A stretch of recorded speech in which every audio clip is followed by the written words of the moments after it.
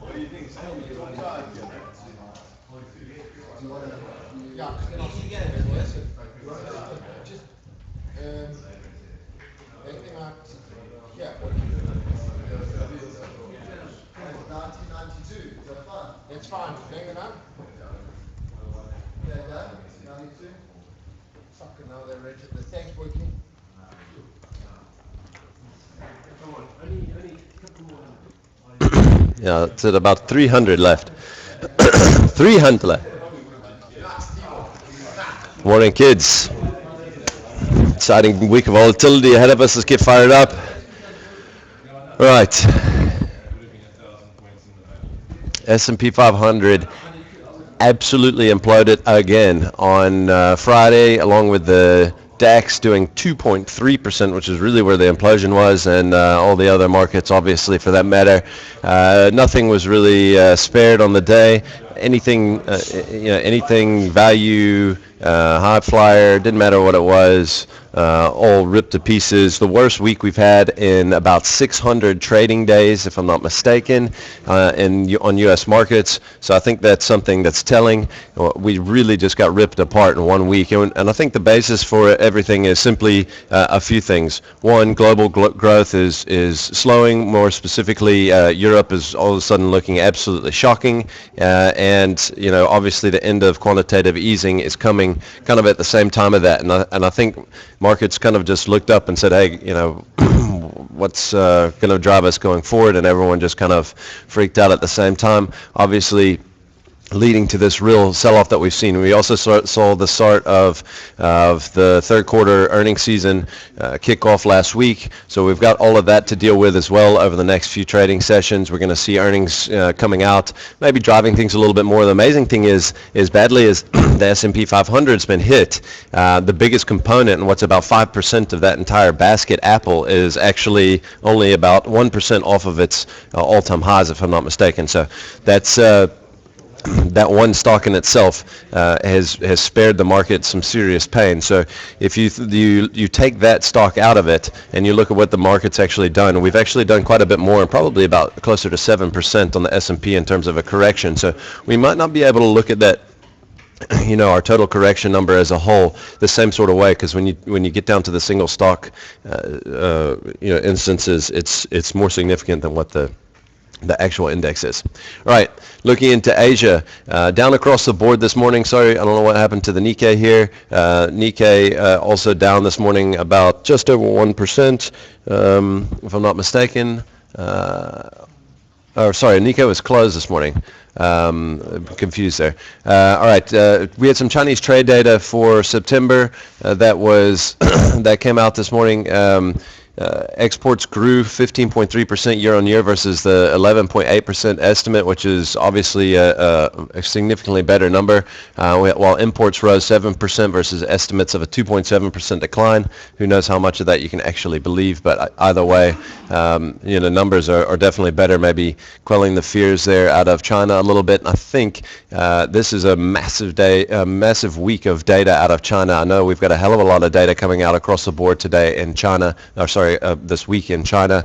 So that's going to be interesting to see how that impacts and see how it comes out this week.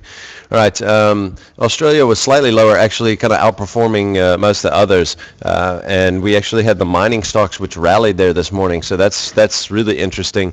I think we'll have to pay attention to that this morning. See if we'll get some follow through finally on the mining stocks. All right. This is kind of one of the more interesting things going on at the moment. This is a chart of Fed funds futures, which hit a new high on Friday, and essentially the market is absolutely betting on disinflation at the moment worldwide, and that's starting to become the fear. And if I had to hazard a guess, the next little up leg that we might see in equity markets may end up coming out of Germany or the European Central Bank or something like that does something to try to kickstart things, because the way it's looking, we're going to go into recession and deflation there in Germany pretty soon, and they're going to have to do something quick. And I know that there's a lot of chatter about it at the moment, so watch for that. You're actually seeing the gold prices just starting to run right now on, I think, some maybe heightened talks of that sort of thing, heightened talks of central banks getting a little bit more active again. There's some dovish speak over the weekend out of some of the central banks as well. So that's going to be a big point to watch over the next week or two. All right. Stocks going to ex-div today. We got WBOs and AVIs, sorry. So if you're involved there or if you're looking at them, just keep that in mind. Like we said this morning, we had some Chinese numbers. Really the only thing to have a look at today. We also had trade balance numbers. Trade balance numbers came in a little bit soft as well. So we've got the new yuan loans, which also come out on the 15th, and we're going to have some other real data, important data there a little bit later this week as well. Another thing actually to mention on corporate action this morning, just noticed, is that Anglo American was raised to outperform at Credit Suisse. I know it's not a big upgrade there, but it's something. All right, let's get into the maps. First thing I'm going to have a look at is the S&P 500, and I think if you're looking at here, the first thing you should notice is quite obvious that we are literally right at the 200-day moving average, which is what we really need to be paying attention to. The two levels that we talked about a couple days ago as well, one at 1900, one at 1910. And we talked about that sort of being the first real risk range that we're going to look at, and that it was probably just automatic test of that level just was going to be due on this kind of correction. Well, we've already gotten it.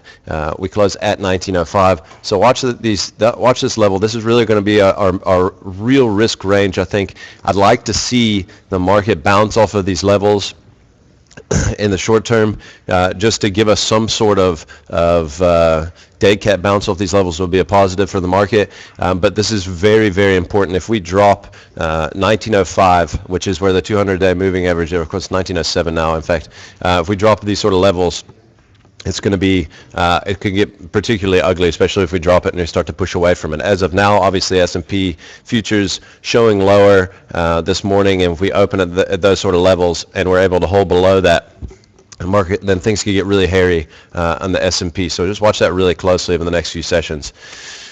Right, next one we're going to have a look at is Coronation.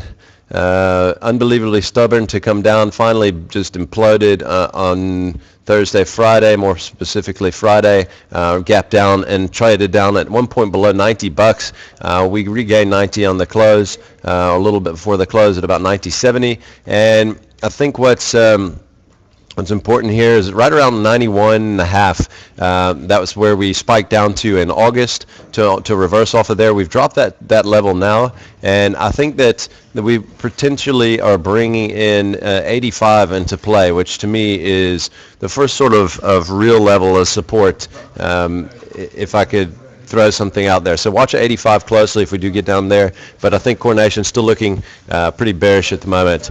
All right. Let's have a look at Impala. Impala, I just wanted to throw this one out there because I thought this is going to be interesting, particularly for this morning.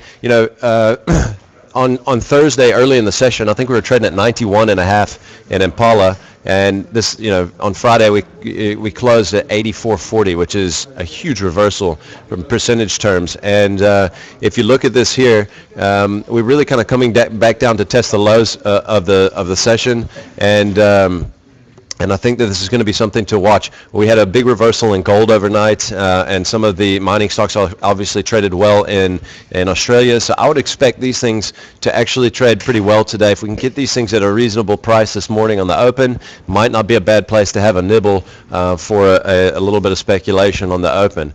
All right, let's look at Discovery. Discovery, the reason why I wanted to show this one as well, and we had some real support down here around 88, which we didn't quite get to, but we got very close to. I think we got around $89, maybe 88 and change on Friday. Let me just have a look and see exactly what the lows were on Friday. Sorry, 89.01 was the low. but we came down, and we came very close to testing 88, but we came down right into the 200 day as well, and made a hard reversal off of that. And we made a hard reversal when our market gave up about 400 points in the last 45 minutes of the day. So I think that's being able to finish basically on the highs of the day when our market's puking like that at the end is very telling, and that's a major reversal that we got out of Discovery. So we may have put in a floor on Discovery in the short term. Might not be a bad idea on a place to nibble, especially if you get a little bit cheaper this morning. All right, Sasol has just been, it was where some of the biggest bloodletting has been. Obviously, once we dropped support up here, around 600, we, from the highs up closer to 640 odd, we dropped 600 here, and basically what we've done is we've come down and more or less filled our target down here at about 550. So we were looking for about $50 a downside on the breakdown there, and that's exactly what we got. We were also looking for a shorter term move on this head and shoulder, which was only down to about 585. It got down there, but then once we dropped to below those sort of levels, this full target for the height of this channel really came into play. I think we've probably hit that target. I mean, I think we've probably done what we're going to do for the time being, and I think it's going to be probably significantly harder to get this thing to give up too much more from here. So just watch it closely. Could end up getting a nice little bounce there in the next session or two. And then last one I'm going to show is Sunlum. Sunlum at 63. You can see 63. We showed this on Friday, major support there. Obviously 63 was dropped, as well as pretty much everything dropped levels on Friday. Next level we're looking at here is really around 59, 58, 80. You can see is really somewhere in that little range is where our next level is, and if we can get it down there, it's one of those ones that's going to come in right at the 200-day moving average by the time it gets down there probably, and I think it's a great little area to potentially put on some risk in what's been one of the stronger stocks on our board for a long time. That's it for today, guys. Thanks a lot.